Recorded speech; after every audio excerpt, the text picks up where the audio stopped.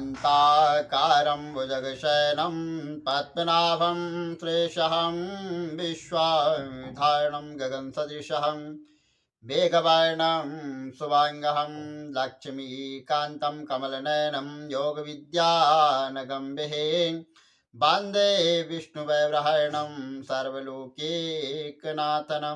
पापोऽहं पापकर्णाहं पापास्तं पापशम्भवे त्राय मां पार्वतीनाथ सर्वपापहरो भवः कृष्णाय वासुदेवाय हरे परमात्मने प्रणतक्लेशनाशाय गोविन्दाय नमो नमः। विष्णु भगवान की जय। आज मैं आप सभी भक्तों को महादानी कर्ण की कथा सुनाता हूँ। कर्ण जो है 5 बड़े दान के कारण दुनिया में सबसे बड़े दानवीर बने। भगवान श्री कृष्ण जी ने भी कर्ण को जो है सबसे बड़ा दानी माना है। अर्जुन ने एक बार भगवान श्री कृष्ण जी से पूछा कि सब कर्ण की इतनी प्रशंसा क्यों करते हैं। तब भगवान श्री कृष्ण ने 2 पर्वतों को सोने में बदल दिया और अर्जुन से कहा कि इस सोने के को गांव वालों में, इन सोने को जो है गांव वालों में बांट दो। अर्जुन ने सारे गांव वालों को बुलाया और पर्वत काट काट कर देने लगे और कुछ समय बाद जो है थक कर जो है वो बैठ गए। तब भगवान श्री कृष्ण ने कर्ण को बुलाया और सोने को बांटने के लिए कहा, तो कर्ण ने बिना कुछ सोचे समझे गांव वालों को कह दिया कि ये सारा जो है सोना गांव वालों का है और वह इसे आपस में बांट ले। तब जो है भगवान श्री कृष्ण ने अर्जुन से कहा और अर्जुन को समझाया कि कर्ण दान करने से पहले अपने हित के बारे में नहीं सोचता। इसी बात के कारण उन्हें सबसे बड़ा जो है दानवीर कहा जाता है। इसीलिए उनको जो है सबसे बड़ा जो है दानवीर जो है कहा जाता है। प्रथम दान जो है कवच और कुंडल। भगवान श्री कृष्ण यह भली भांति जानते थे कि जब कर्ण के पास उसका कवच और कुंडल है, यानी जब तक जो है कर्ण के पास उसके कवच और कुंडल हैं तब तक उसे कोई नहीं मार सकता है। ऐसे में अर्जुन की सुरक्षा की कोई जो है मतलब गारंटी नहीं थी। उधर देवराज इंद्र भी चिंतित थे क्योंकि अर्जुन उनका पुत्र था और भगवान श्री कृष्ण कर्ण के पास पैदा ऐसी कवच और कुंडल हैं। यह युद्ध में जो है अजय और अमर रहेगा। दोनों ने मिलकर योजना बनाई और इंद्र एक ब्राह्मण के वेश में कर्ण के पास गया और उससे जो है दान मांगने लग गया। कर्ण ने कहा, मांगो विप्र, यानी हे ब्राह्मण देवता, दान मांगो, आपको क्या चाहिए और मैं आपको वचन देता हूं कि आप जो मांगेंगे मैं वही दूंगा। और कर्ण ने जो है हाथ में जल लेकर कहा कि हम प्रण करते हैं कि विप्रवर आप तुरंत मांगिए, कि आप तुरंत मांगिए। तब इंद्र ने कहा, राजन, आपके शरीर के कवच और कुंडल हमें जो है दान स्वरूप चाहिए। एक पल के लिए जो है सन्नाटा छा गया। कर्ण ने इंद्र की आंखों में देखा और फिर दानवीर कर्ण ने बिना एक क्षण भी गंवाए अपने कवच और कुंडल अपने शरीर से निकाल खंजर की सहायता से अलग कर दिए और विप्र को सौंप दिए, यानी उन ब्राह्मण जो वेश में इंद्र था उनको सौंप दिए। इंद्र तुरंत वहां से निकल पड़े और दूर खड़े रथ सवार होकर वहां से निकल पड़े। कुछ मील जाकर इंद्र का रथ नीचे इंद्र रथ नीचे उतरकर भूमि में वहां धंस गया। इंद्र का जो रथ था वो भूमि में धंस गया। तभी आकाशवाणी हुई कि हे देवराज इंद्र, तुमने बहुत बड़ा पाप किया है। अपने पुत्र अर्जुन की जान बचाने के लिए तुमने छल पूर्वक कर्ण की जान खतरे में डाल दी है। अब यह रथ यहीं रहेगा, यहीं धंसा रहेगा और तुम यहीं धंस जाओगे। तब इंद्र ने कर्ण को कवच कुंडल के बदले में अमोघ अस्त्र दिया है। जो दूसरा दान था वो कुंती को दान में दिया गया वचन। एक बार कुंती कर्ण के पास गई और उसने पांडवों की ओर से लड़ने का आग्रह किया। और कर्ण को मालूम था कि कुंती मेरी मां है। कुंती के लाख समझाने पर भी कर्ण नहीं माने और कहा कि जिनके साथ मैंने अब तक अपना सारा जीवन बिताया उसके साथ मैं विश्वासघात नहीं कर सकता। तब कुंती ने कहा कि तुम अपने भाइयों को मारोगे। इस पर कर्ण ने बड़ी ही दुविधा की स्थिति में कवच दिया और एक वचन भी दिया कि माते, तुम जानती हो कि कर्ण के यहाँ याचक बनकर कोई भी खाली हाथ आज तक नहीं लौटा। जो कर्ण के पास आया कुछ मांगने के लिए, तो मैंने कर्ण ने आज तक किसी को खाली हाथ नहीं लौटाया। मैं तुम्हें वचन देता हूं कि अर्जुन को छोड़कर मैं अपने अन्य भाइयों पर शस्त्र नहीं उठाऊंगा। यहाँ पर कर्ण ने अपनी माता को वचन दे दिया। और तीसरा वचन कर्ण का कि कृष्ण ने ली दान की परीक्षा। भगवान श्री कृष्ण ने दान की परीक्षा ली।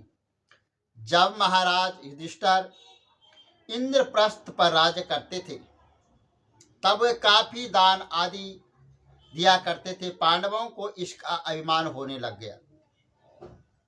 भीम और अर्जुन ने भगवान श्री कृष्ण के समक्ष युधिष्ठिर की प्रशंसा शुरू की और वे कितने बड़े दानी हैं। लेकिन कृष्ण ने उन्हें बीच में ही टोकर कहा कि हमने कर्ण जैसा दानवीर कहीं नहीं देखा है। पांडवों को यह बात पसंद नहीं आई। तब कृष्ण ने कहा कि समय आने पर मैं सिद्ध कर दूंगा। कुछ दिनों बाद एक याचक युधिष्ठिर के पास आया और बोला, महाराज, मैं आपके राजा में रहने वाला एक ब्राह्मण हूं और मेरा व्रत है कि हवन किए बिना जब तक मैंने हवन नहीं किया मैं कुछ नहीं खाता पीता हूं।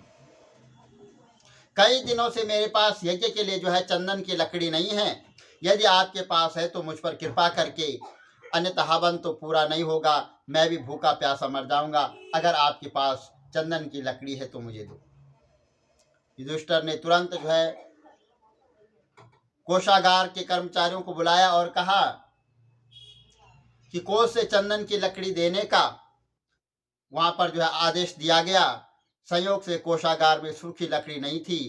तब महाराज ने भीम व अर्जुन को चंदन की लकड़ी का प्रबंध करने का आदेश दिया।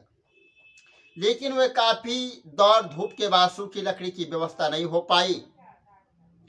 तब ब्राह्मण को हताशा होते देखकर भगवान श्री कृष्ण ने कहा कि मेरे अनुमान से एक स्थान पर आपको लकड़ी मिल सकती है, आइए मेरे साथ आइए।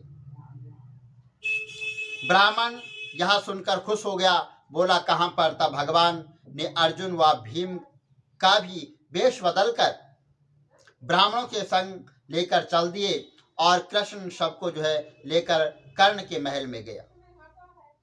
सभी ब्राह्मणों के सभी वो ब्राह्मणों के वेश में थे।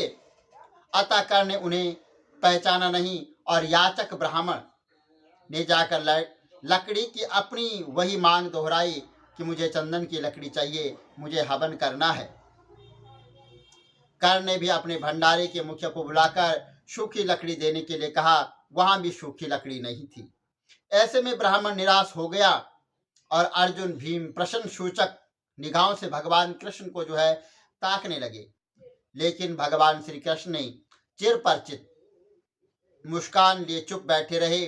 तभी कर्ण ने कहा, हे ब्राह्मण देव, आप निराश न होइए, एक उपाय है मेरे पास।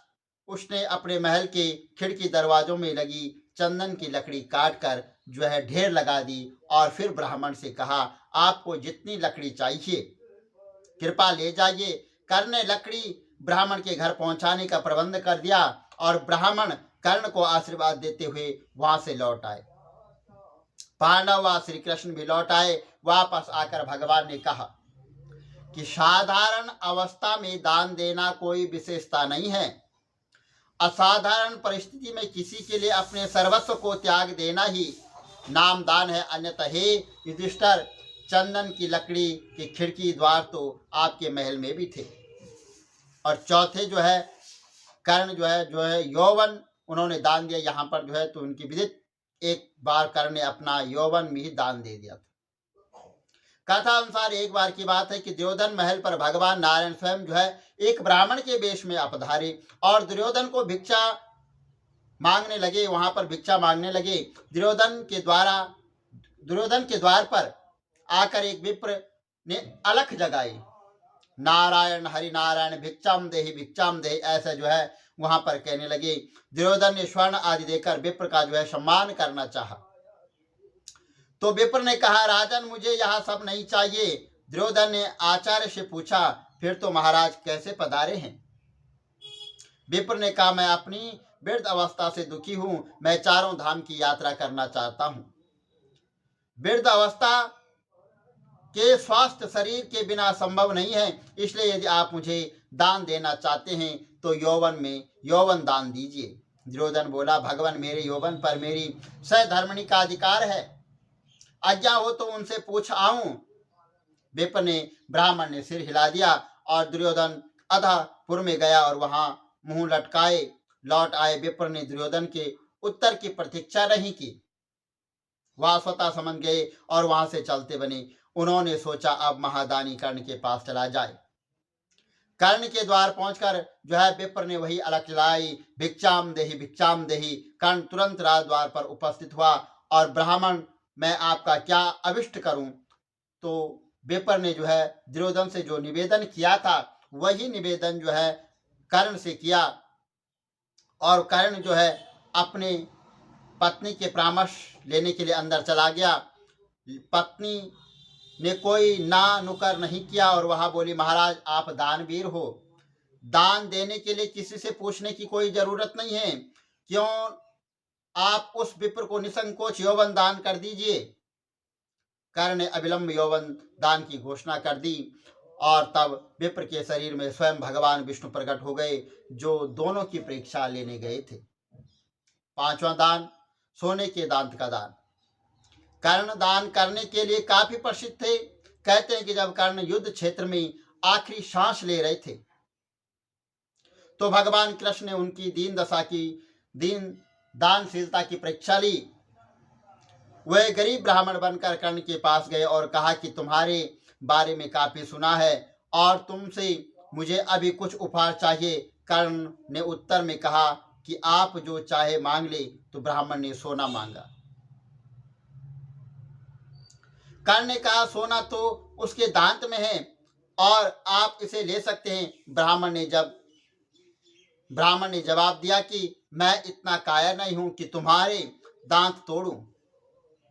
कर्ण ने तब एक पत्थर उठाया और अपने दांत तोड़ लिए।